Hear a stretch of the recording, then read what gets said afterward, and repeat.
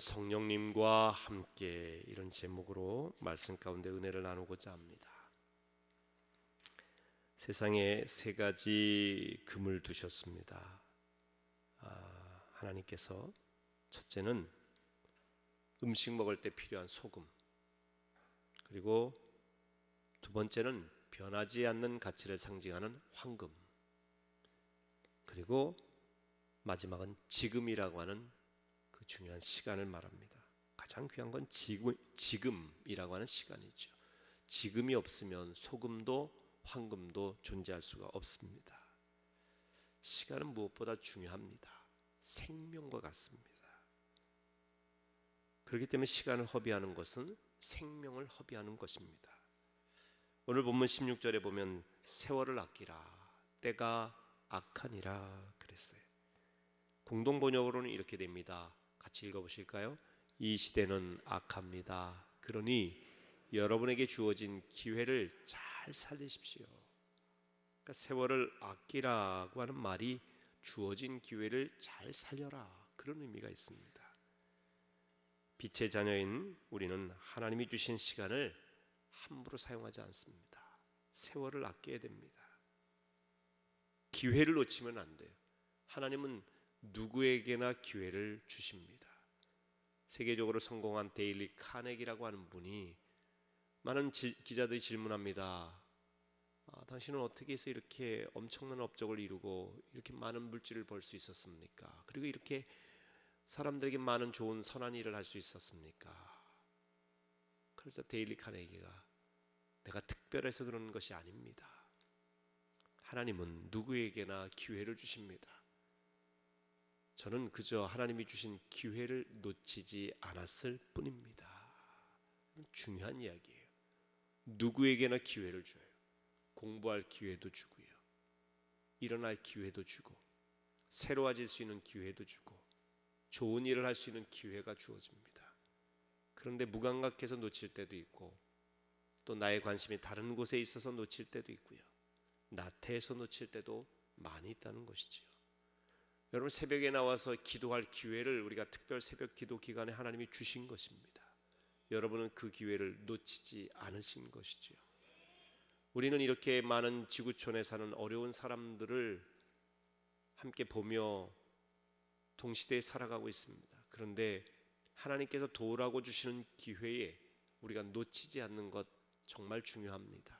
사랑은 부메랑이에요. 언젠간 다시 돌아옵니다.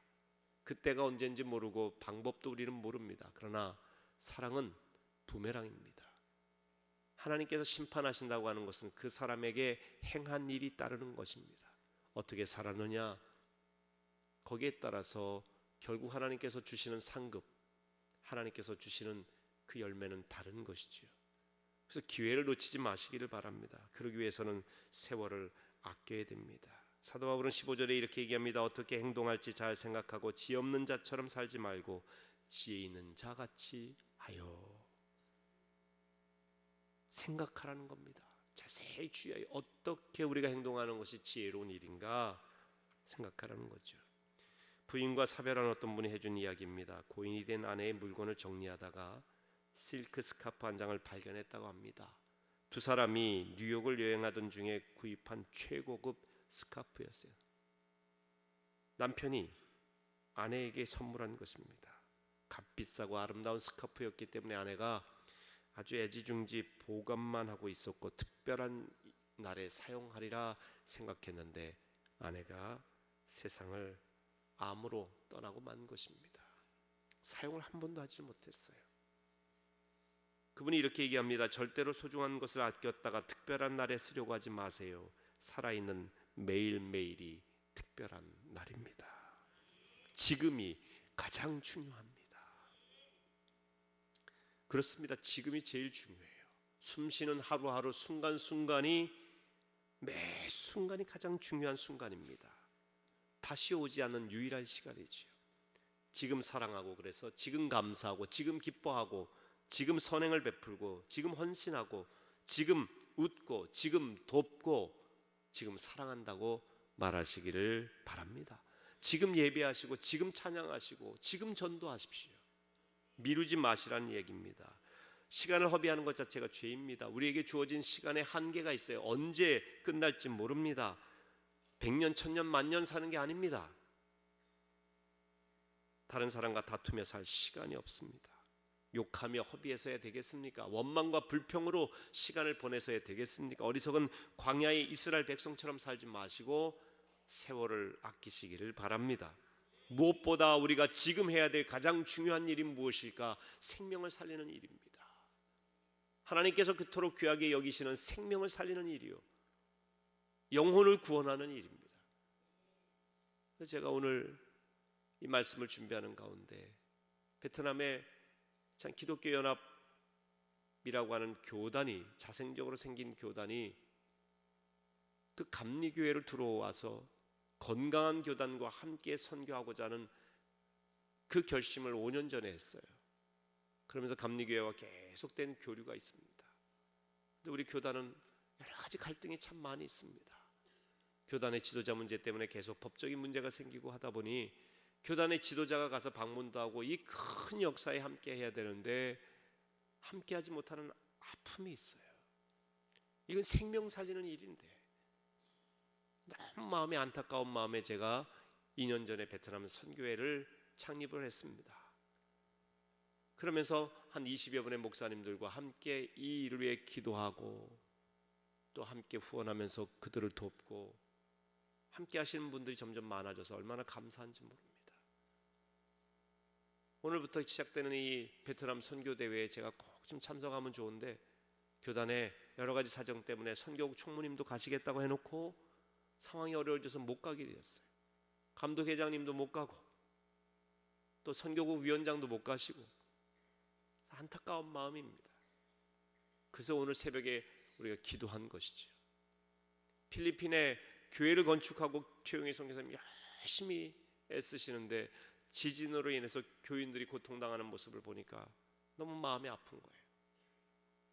최용희 선교사님이 있는 지역에서 따궁 감리교회는 한 2시간 가까이 떨어진 곳인데 그곳으로 이제 들어가서 성도들을 보살피려고 하니까 성도들이 오지 말라고 하는 거예요. 선교사님 안 된다는 거예요. 왜냐하면 여진 때문에 어떤 일이 일어날지 모르고 건물이 어떻게 될지 모르니까 오지 말라고. 그 힘든 가운데서도 성도들이 선교사님을 생각하고 선교사님을 보호하는 거예요. 다치시면 안 된다고. 이 최용희 선교사님이 얼마나 눈물이 납니까? 그래서 여러분 기도해 주십사 하는 겁니다. 구호물자가 너무너무 필요한 가운데 있는데 그러다 보니 두 딸이 찬이, 찬영이가 조금씩 보내온 그 물질로 지금 주변에 있는 분들을 돕고는 있는데 참 많이 턱없이 부족한 것 같아요. 그래서 제가 미룰 일이 아니다. 지금 우리가 어려운 분들을 도울 때다. 여러분 우리가 전도하고 생명을 살리고 영혼을 구원하는 일은 지금 해야 될 줄로 믿으시기를 바랍니다. 여러분 자녀들에게 주의 사랑을 전하는 것도 지금 해야 돼요. 예수님을 인격적으로 만나 영원한 삶의 길을 우리가 갖게 되는 것도 지금 해야 될 일이에요. 내일 우리의 인생이 어떻게 될지 모릅니다. 지금 살아가는 가장 좋은 방법은 성령님과 함께 하는 것입니다. 18절 말씀을 같이 읽겠습니다. 술 취하지 말라. 이는 방탕한 것이니 오직 성령으로 충만함을 받으라. 술 취하지 말라. 이것은 단순히 우리가 마시는 술만 취하지 말라는 의미가 아닙니다. 세속적인 욕심, 그릇된 욕망, 이런 것들을 상징하는 것이 술입니다. 내 마음대로 하고 싶은 쾌락에 취하지 말라는 것입니다. 사람은 마음에 가득한 것을 내놓게 돼 있어요. 마음에 쌓은 선에서 선한 것을 내고 마음에 쌓은 악에서 악한 것을 내게 돼 있습니다. 그래서 술에 취하면 술 주정을 내놓게 되고 폭력을 내놓게 되고 무례함을 내놓게 되는 것입니다. 하나님은 성령님으로 충만하라고 말씀하십니다. 성령은 영어로 Holy Spirit, 거룩한 영입니다. 성령 충만하면 세속에 물들지 않고 거룩한 것을 내놓게 되어 있습니다. 거룩한 비전이 생깁니다. 거룩한 말을 하게 되는 것입니다. 거룩한 행동을 하게 되는 것이지요. 성령 충만을 잘못 이해하는 분들이 있는데 성령 충만하면 뭔가 기적적인 특별한 이적이 나타나거나 또한 특별한 어떤 은사만 나타나는 것으로 생각을 합니다. 물론 오순절 마가다락방에서 일어났던 불같은 성령의 역사도 있어요. 방언이 터지고 기적이 일어나기도 합니다. 그러나 그런 체험과 현상도 중요합니다. 그런 현상이 성령에 나타나는 모습이 어떤 부분적인 그런 모습도 일어납니다. 그러나 그것이 성령의 모든 역사가 아닙니다. 초자연적인 역사는 마귀도 일으키기도 합니다. 성령 충만의 확실한 증거는 우리 삶에서 나타나는 증거입니다. 생각이 달라지고 말이 달라지고 행동이 달라지는 것이지요. 이것이 진정한 기적입니다. 그래서 성령 충만할 때 일어나는 진정한 의미의 기적이 무엇인가? 첫째는 교제가 활발해진다는 것입니다. 자, 19절 말씀 같이 읽겠습니다. 시와 찬송과 신령한 노래들로 서로 화답하며 너의 마음으로 주께 노래하며 찬송하며. 여러분, 여기서 교제라고 하는 것은 친교나 단순히 사교 모임을 말하는 게 아니라 영적인 교제, 서로 노래하며 시와 찬송으로 서로 화답하는 그런 것을 말합니다. 그러니까 찬송이 많아져. 하나님을 찬송하고 싶어져서 하나님과 교제하고 싶어지는 겁니다. 자꾸 그분을 높여드리고 싶은 거예요. 또 성도들 간의 교제가 활발해지는 것입니다. 관계 회복이 일어나요. 성령님이 임하면 말이지요. 두 번째는 성령 충만하면 예배하게 됩니다. 19절 후반부에 너희의 마음으로 주께 노래하며 찬송하며. 여러분, 예배의 가장 중요한 이 핵심적인 모습이 뭐냐? 찬송하는 거예요. 입술로 찬송할 뿐만 아니라 찬송이라고 하는 것은 하나님을 높여드리는 모든 것을 말합니다. 하나님을 자꾸 높여드리고 싶은 거예요. 그 하나님의 영광을 찬송하고 싶어지는 겁니다. 우리의 마음에서 찬송이 터져 나오는 것이죠. 아까 우리 특별 찬양한 것처럼 마음에서 우러나오는 거예요. 여러분, 하나님 앞에 예배드림이 마음에서 우러나오는 예배가 되기를 주의 이름으로 축원합니다. 새벽에 피곤하지만 하나님 앞에 마음에서 예배드리지 않고는 견딜 수 없는 마음으로 나오는 것입니다. 억지로 하는 게 아니라 영과 진리로 예배하는 것입니다. 성령이 임하시면 그렇게 됩니다. 우리의 기도가 중언부언하는 기도가 되지 않고 내 이성으로도 기도하지만 성령이 임하시면 영으로 기도하게 됩니다. 나도 모르게 기도가 터져 나오게 되는 것이죠. 나도 모르는 중보 기도가 일어나게 되는 것입니다. 기도하면서 사랑이 생기게 되고 확신이 생기게 되고 주께서 내게 깨닫게 하는 바가 깨달아지는 역사가 일어나게 되는 것입니다. 성령 충만할 때 말이죠. 예배를 통해서. 세 번째, 성령 충만하면 범사에 감사하게 됩니다. 범사에 감사하게 된다는 겁니다. 우리가 좋은 일이 있을 때, 누구에게 유익을 얻었을 때 감사하는 건 세상 사람들의 매너예요. 그런데 우리는 매너 정도가 아니라 범사에 감사하는 것입니다. 필리핀의 최용희 선교사님, 김명희 선교사님이 이 지진이 일어났는데도 성도들의 그 사랑에 너무 감사하다는 거예요. 다 무너져서 인명피해 일어나지 않은 것 감사하다는 거예요. 물론 이제 아파트 무너지고 또 필리핀 전역으로 보면 많은 인명피해도 일어나게 되고 재산 피해도 있었지만 그 성도들의 가정은 어려움은 있지만 그래도 목사님 인명피해 없는 것이 얼마나 감사한 일인지, 성도들의 큰 사랑을 깨닫게 되니 얼마나 감사한 일인지, 교인들이 이 어려운 가운데도 서로 돕게 되니 얼마나 감사한지. 여러분, 지진으로 인해서 어려움이 훨씬 크지만 그 어려움보다도 하나님 앞에 감사하는 그 지혜를 있게 하신 것이 얼마나 감사합니까? 범사에 감사해. 20절 말씀을 같이 읽어보겠습니다. 범사에 우리 주 예수 그리스도의 이름으로 항상 아버지 하나님께 감사하며. 범사에 항상 감사하라는 거예요. 조건적인 감사가 아니라 그럼에도 불구하고 감사하는 겁니다. 기도가 응답될 때만 감사하는 것이 아니라 응답되지 않아도 감사하는 것이지요. 늘 감사하는 사람이 되는 거예요. 말과 생각과 삶 자체가 감사해요. 내가 생각한 바가 이루어지지 않아도 감사하는 것이지요. 네 번째, 성령 충만함은 순종하게 되어 있습니다. 21절 말씀을 같이 읽습니다. 그리스도를 경외함으로 피차 복종하라. 하나님의 말씀에만 복종하라는 말이 아니라 성령 충만하면 피차 복종하게 되어 있다는 것입니다. 노예가 되라는 말이 아니라 자기 주장과 자기 고집으로만 살지 말라고 하는 의미도 있습니다. 하나님의 뜻이 무엇일까를 구하는 거예요. 내 감정과 생각을 가지고 상대방의 의견을 무시하고 누르는 것이 아니라 저 사람의 이야기 가운데 하나님의 뜻이 있으면 그것을 수용할 마음을 갖는 거예요. 성령 충만하면 피차 복종하는 마음이 생깁니다. 부모님께 순종하는 마음이 생겨요. 자녀들의 말에 귀를 기울이는 부모가 되는 것입니다. 서로 고집 부리지 않는다는 것입니다. 상대방에게 나를 굽힐 줄 안다는 것이지요. 특별히 진리에 관한 한 우리는 양보할 수 없지만 진리의 말씀 앞에 우리는 순종하는 것입니다. 그러다 보면 원망과 시비가 없어지고 덕을 세우게 돼요. 성령이 임하면요, 덕을 세우는 그리스도인이 됩니다. 고집스러운 그리스도인이 아니에요. 여러분, 우리가 세상의 여러 가지 정치적인 문제에 대해서도 여러 가지 의견이 있을 수 있어요. 여당의 의견을 따를 수도 있고 야당의 의견을 따를 수도 있습니다. 그런데 정말 우리 안에 성령 충만하고 예수의 사랑이 가득하면 진리에 순종하게 되고요, 서로의 다른 주장, 나와 정반대의 주장이지만 그 주장을 하는 사람을 미워하고 원망하고 원수 맺게 하는 그 마음이 성령님이 주시는 마음일까요?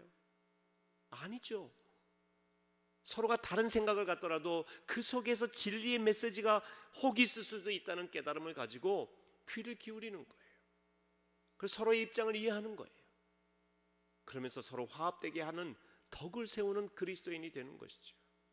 성령이 충만하면, 성령이 임재하시면 말입니다, 자기 주장에만 늘 고집스럽게 주장하는 것이 아니란 얘기예요. 그러나 진리에 관해서는 양보할 수가 없죠. 근데 양보할 수 없다고 해서 내가 진리를 갖고 있으니 십자군 전쟁 때처럼 중세시대처럼 사람들을 죽이고 해하고 욕하고 누르고 압박하고 점령하고 지배하는 것은 절대 하나님께서 뜻하신 바는 아닙니다. 성령 충만의 유익이 있습니다. 어떻게 성령 충만함을 받을 수 있는가? 그 비결은 구하는 것입니다. 성경은 아주 간단히 말합니다. 구하라, 찾으라, 문을 두드리라. 그리하면 얻을 것이요, 찾을 것이요, 문이 열릴 것이다 말씀하고 있습니다. 구하지 않기 때문에 얻지 못한다는 거예요. 여러분, 성령을 간절히 구하시기를 주의 이름으로 축원합니다. 성령님을 구하세요. 성령님의 인도하심을 구하세요. 내 뜻이 이루어지기를 구하지 말고 성령님을 구하세요.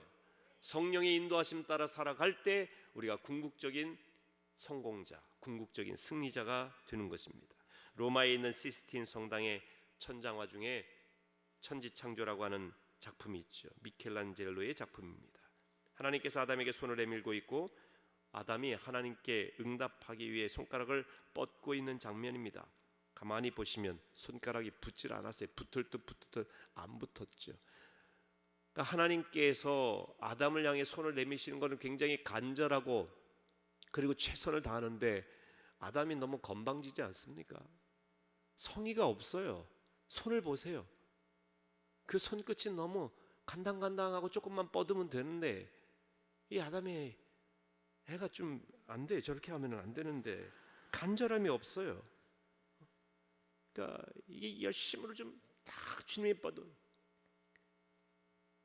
무엇을 말하느냐면요, 우리 마음속에 하나님과 함께하고 하나님의 뜻을 이루고 하나님과 이 성령님의 그 놀라운 유익과 은혜를 얻기 위한 간절함이, 목마름이 없다는 거예요.